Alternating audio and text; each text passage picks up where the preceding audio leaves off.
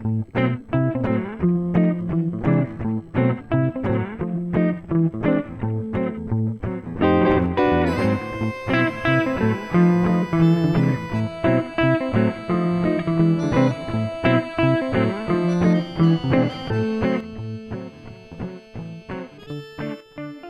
everyone.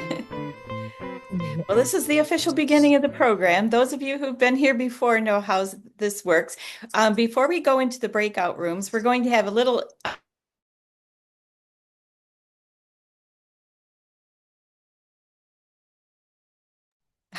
I didn't think I was muted. Okay, yes. So we're going to have a short introductory session so you can get to know a little bit about these authors. And then when we go into the breakout rooms, you can find out all about their books.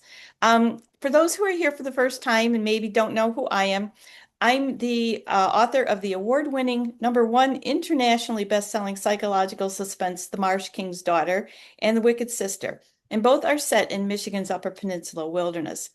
The Marsh King's Daughter has been translated into 28 languages, and it was named one of the best books of the year by iBooks and many other reviewers. And it was released in 2023 as a major motion picture starring Daisy Ridley and Ben Mendelsohn.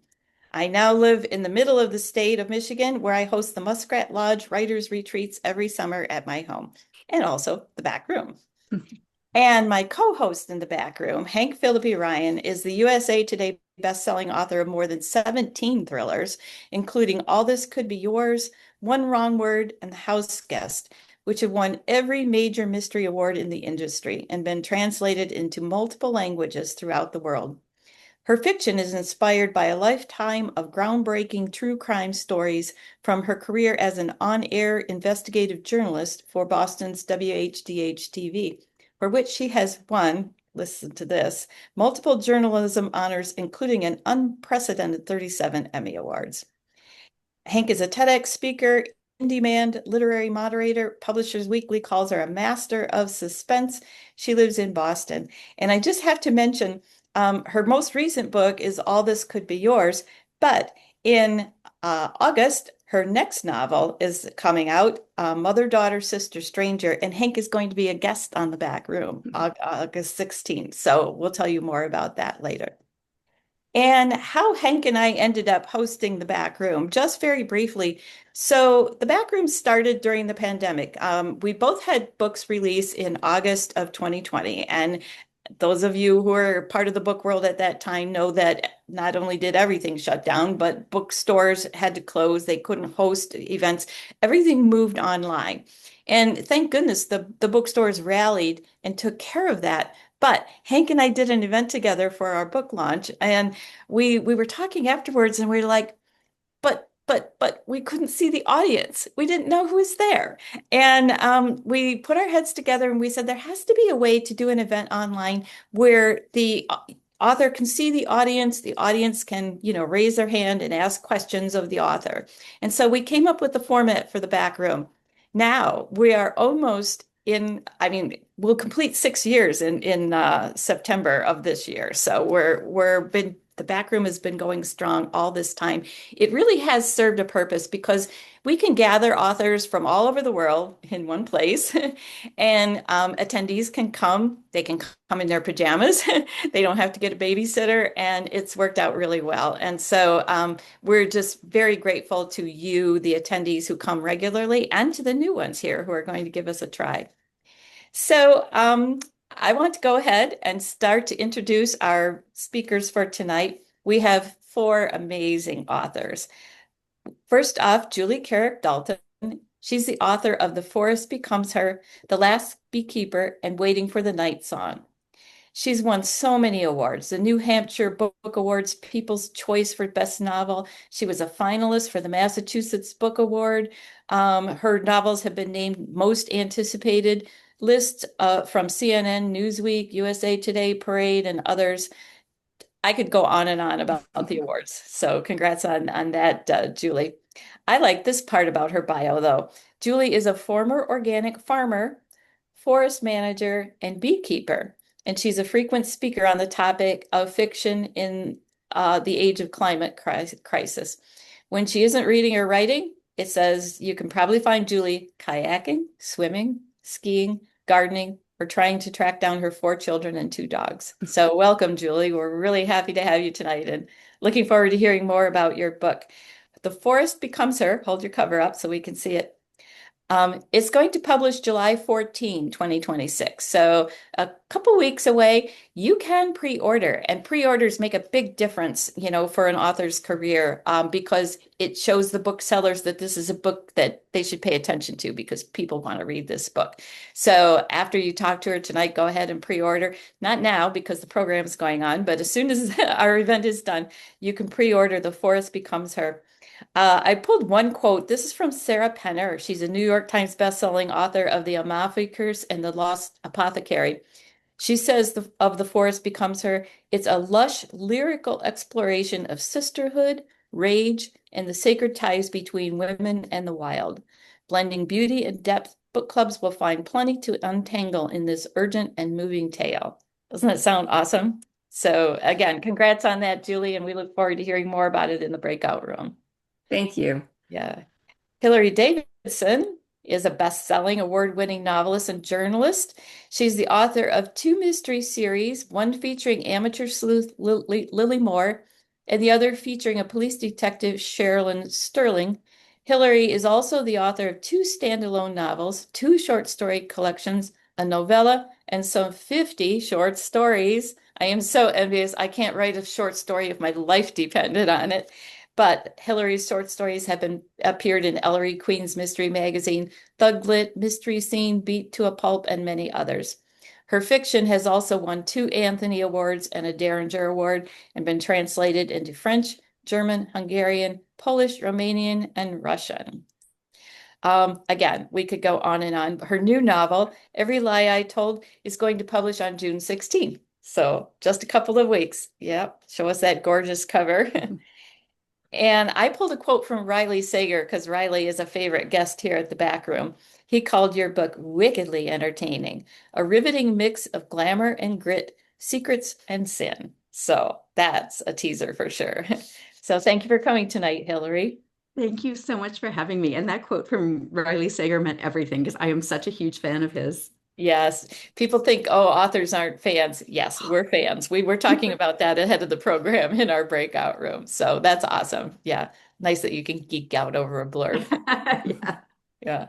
Isabel J. Kim, we're delighted to have you with us tonight. She's a speculative fiction writer who lives near New York City in an apartment filled with books and swords. Interesting combination. I want to know more about that when we go into the breakout rooms. Um, so Isabella has been a short fiction writer for forever. Her short fiction has won the Nebula, the Locust, Shirley Jackson Awards. She's been published in well-known magazines or journals, Clark's World, Lightspeed, Strange Horizon. She's been reprinted, sorry, in multiple Best of the Year anthologies, including Best American Science Fiction and Fantasy, translated into multiple languages, and optioned for film and television. Oh, this is for her short stories. Now she's written a novel. And her novel is, oh my goodness, it's getting so much acclaim. Sublimation. Oh, it's not, it's blurred out. Put it right in front of your face. Thank you. So Sublimation came out June 2. Is that correct? So Yes, it's like it's been an interesting week. yes, we're here in your debut novel week. And again, I look forward to hearing more about the experience in the breakout room. I pulled this quote.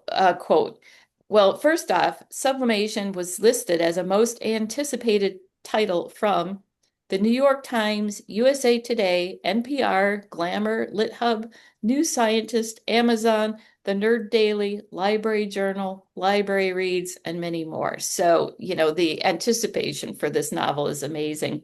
And Publishers Weekly gave it a starred review and said, gorgeously rendered and deeply unsettling. A sharp, deeply felt first outing from a writer already at the top of her game. That's very cool.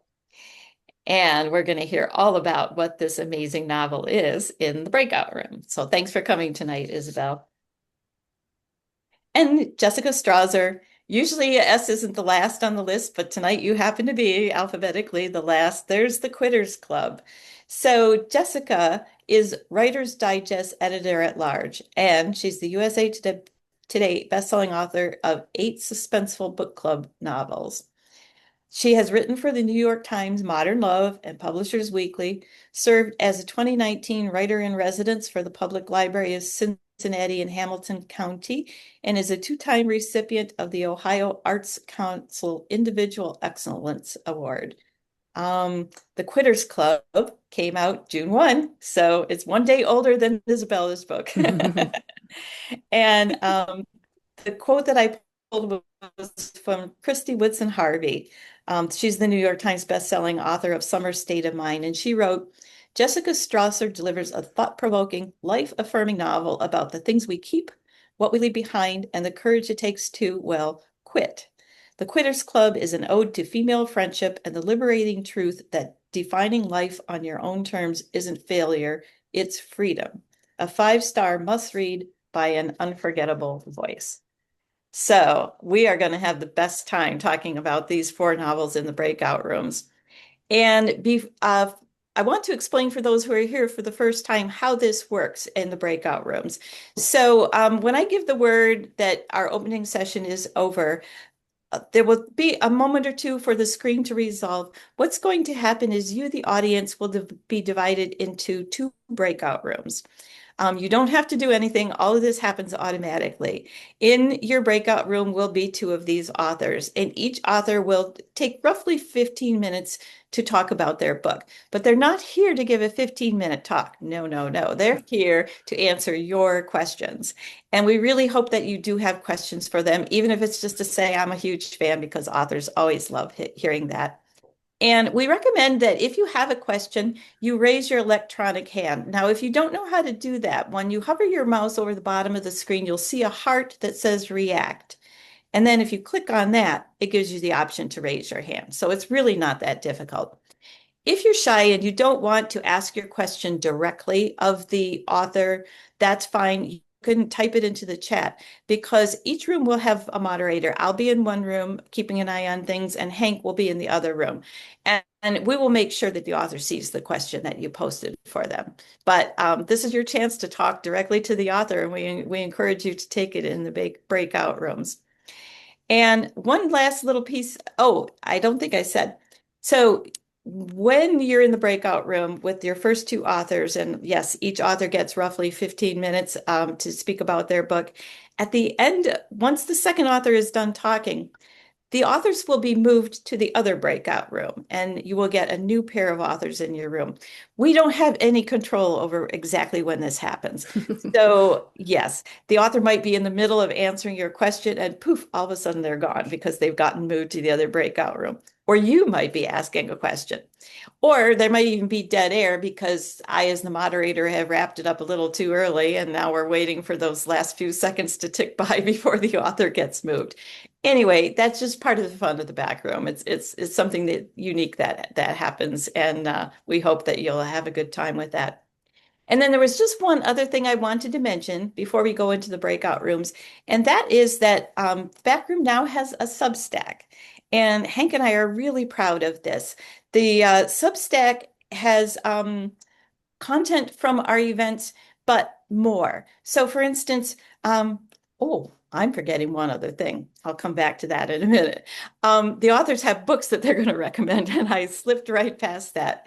And the 20 questions also. Wow, where's my head tonight? We are not done with the opening session. We're going to back up. All right. 20 questions. That comes next after the introductions. I'm sorry, everybody. Unprofessional of me. You'd think I was the first timer here, not having been doing this for 6 years, right?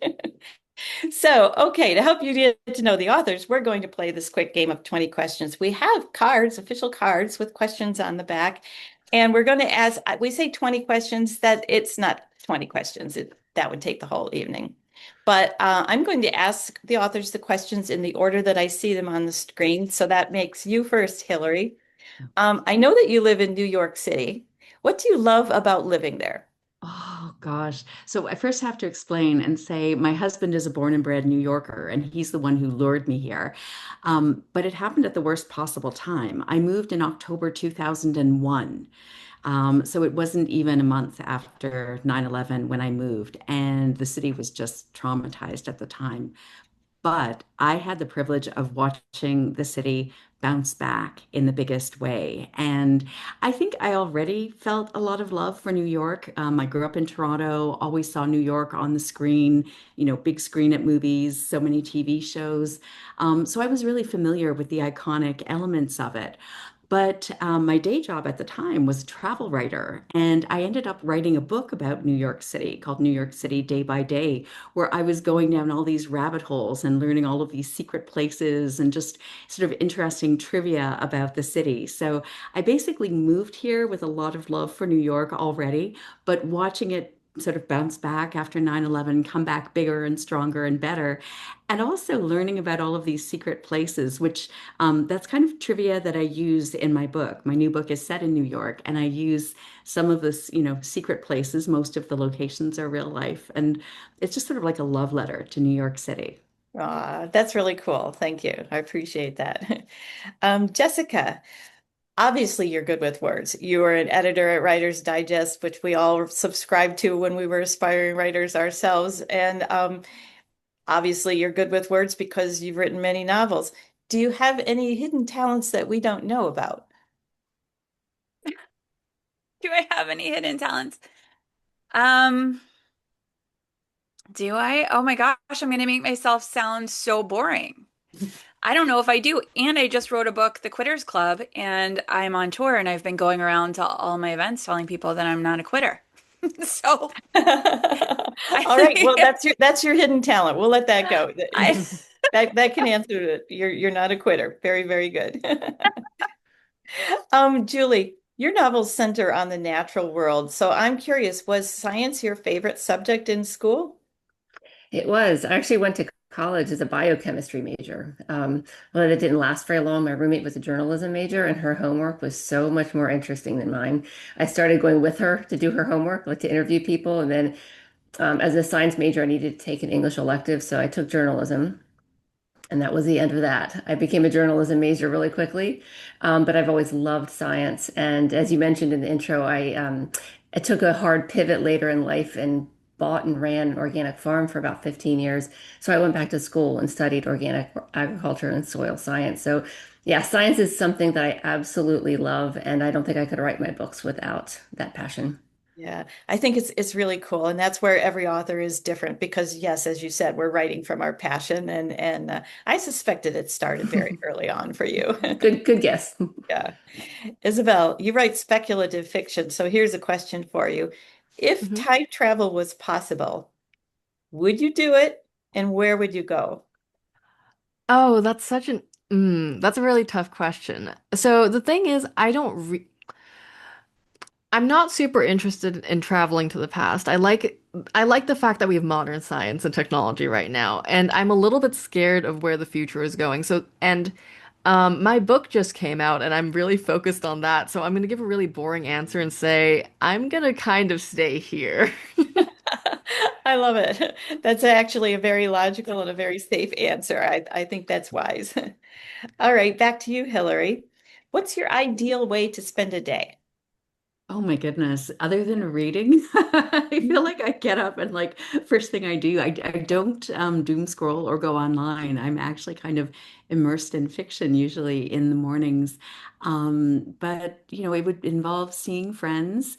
It would definitely involve really good food. That's I have celiac disease and there are amazing gluten-free restaurants in New York, so I'd probably do some of that.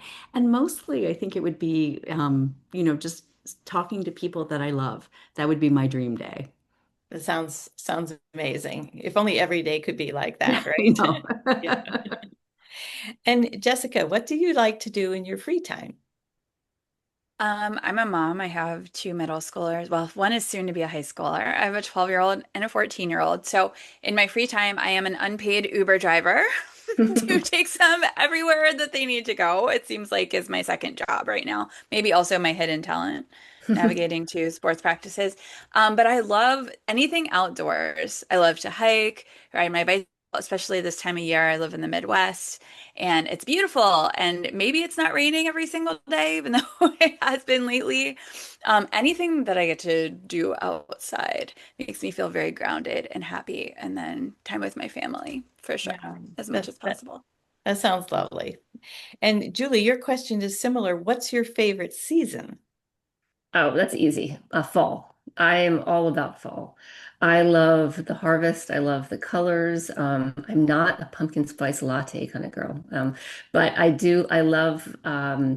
As I, mentioned earlier, I used to be a farmer for 15 years, and I still maintain a really, really big garden.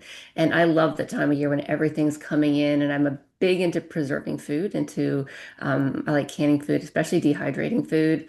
And one of my favorite things to do is I make tea. I spend all summer growing tea. I grow about between 2 and 3 dozen different types of herbs and flowers and edibles that I grow and dehydrate in the summer when they're all at peak. And then in the fall, I blend them.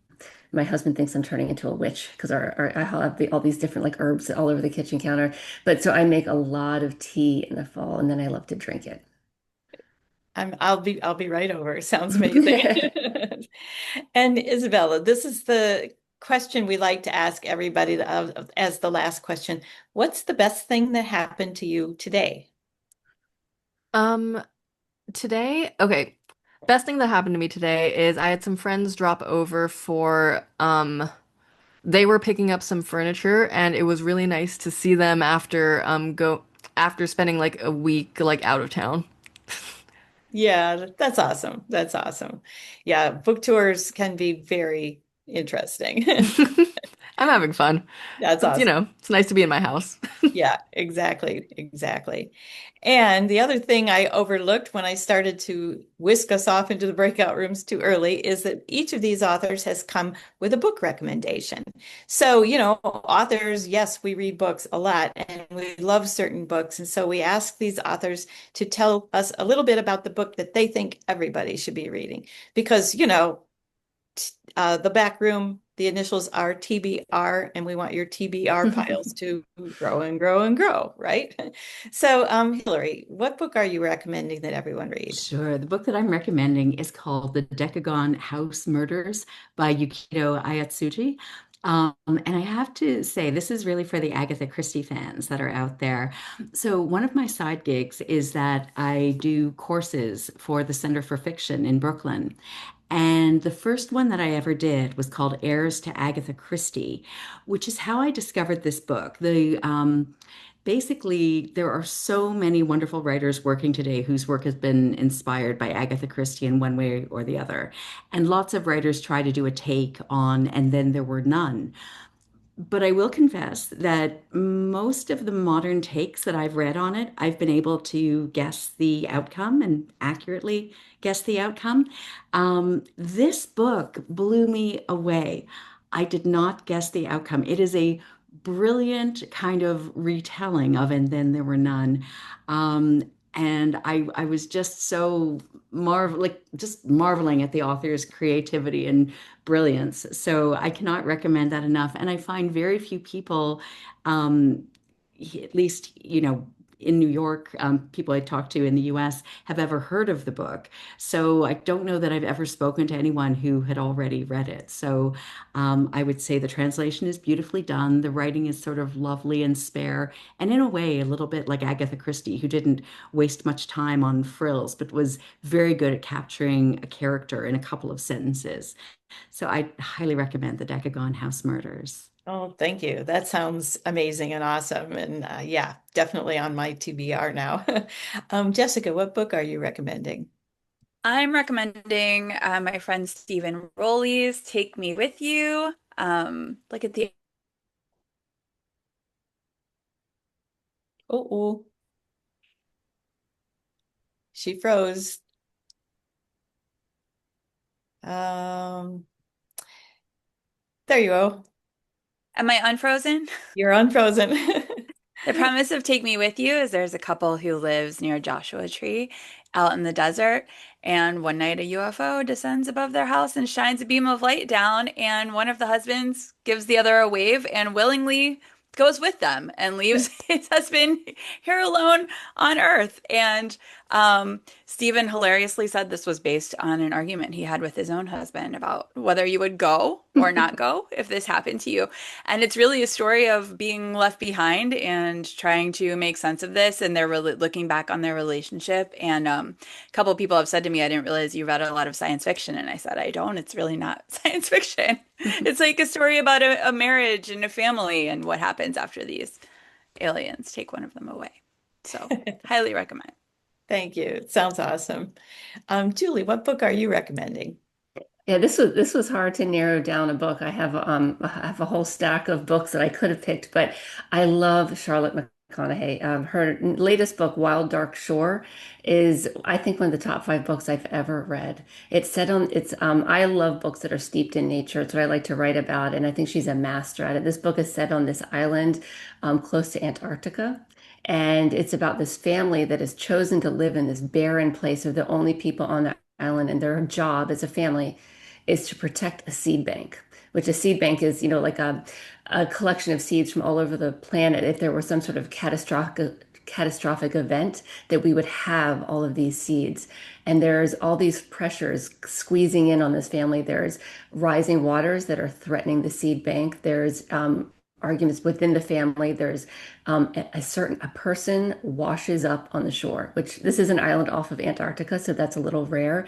So there's so many pressures on this kind of claustrophobic feeling story, but it's even though the island is so barren, the story's really lush, and the characters and the prose, everything about it is a masterclass in how to tell a really good story. That's awesome. As authors, I like to read books that inspire me to write better, and it sounds like it could also be that too. Thank you. Isabel, what book are you recommending? Okay, so I've brought Vanishing World, which I guess I'm gonna hold in front of my face, which is by Sayaka Murata, who is um, the author of Convenience Store Woman, which is probably her best known work, and this is a translation of her work. But I brought this because it is a really interesting intersection between like quote unquote like general fiction and speculative fiction that very much looks at what is normal and what is the direction in which our family relationships and romantic relationships and like relationships with our children, what is a very dystopian way for them to turn that is still realistic. Like one of the blurbs on the back describes it as kind of a combination of The Handmaid's Tale and The Twilight Zone, and I think that's pretty accurate because it is very much about that transition point in like contemporary Japan from what we know today to a world that seems extremely alien, except for the fact that the main character is able to feel normal no matter where she goes. So, very strange book. Definitely recommend it. It sounds awesome. Thank you very much. And thank you all of you for your book recommendations tonight and for playing our game of 20 questions. I just want to briefly mention the Backroom Substack, which is what reminded me that I forgot a big chunk of our program tonight because the Backroom Substack, we have a lot of free content for subscribers. For instance, like these authors made these book recommendations. Well, we assembled them we've put the links in the chat and the names of the books, but in a Substack post, we assemble their recommendations and why they love the book. So it's kind of like a recap. If you didn't remember what was that book that Isabella recommended, you can get more about it there. And then there's also special content for those who pay to subscribe. And we really want to thank the people who are paid subscribers because, as you might imagine, there's a lot of expense that goes on to putting on our events. And the paid subscriptions help us to keep these events free. They've been free for 6 years now, and we'd like to keep going on into the indefinite future. So we really appreciate those who have become paid subscribers. It's just a nominal amount each month, but there's a lot of extra content that we put on the behind the paywall, so to speak, for as a thank you to paid subscribers. So we'll put a link in the chat and check out the Backroom Substack. It's called After Hours at the Backroom, which seems appropriate, right? So now our program is ready to go into the breakout rooms. And as I said before, You don't have to click or switch or do anything. You will be moved to a breakout room. Either Hank or I will be the moderator in that room, and you will have a pair of authors, and that's your chance to ask questions. So thank you all for coming tonight, and we'll see you in the breakout rooms.